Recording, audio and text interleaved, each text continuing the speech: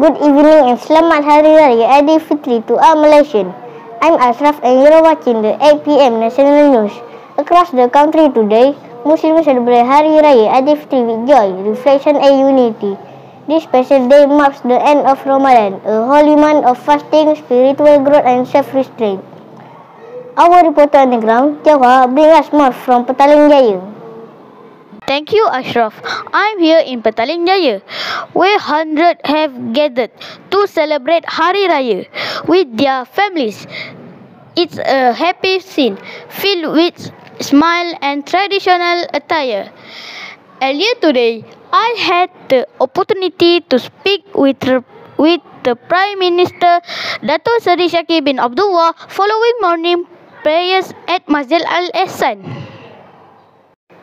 Selamat Hari Raya yang amat berhormat Perdana Menteri. What message would you like to share with the people of Malaysia today? Selamat Hari Raya Aidilfitri. Maaf zahir dan batin. To all, Hari Raya is a time of forgiveness, unity and compassion. The values we uphold during Ramadan, patience, humility and generosity, must continue to guide us in our daily life. Let us remember to be kinder, more understanding and above all, grateful for the blessing we share. Many Malaysia are travelling to see their families. Do you have any advice for them? Yes, indeed.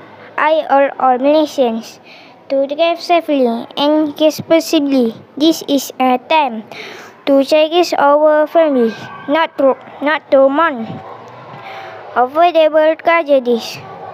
Celebrate with care and make meaningful memories. A heartfelt reminder from the Prime Minister as we embrace this Hari Raya here in Petaling Jaya. Back to you in studio. Thank you, Jawahar. Once again, we wish all Muslims a blessed Hari Raya Aidilfitri. May the joy of this celebration strengthen our bond as Malaysians. Stay with us for more stories after the break.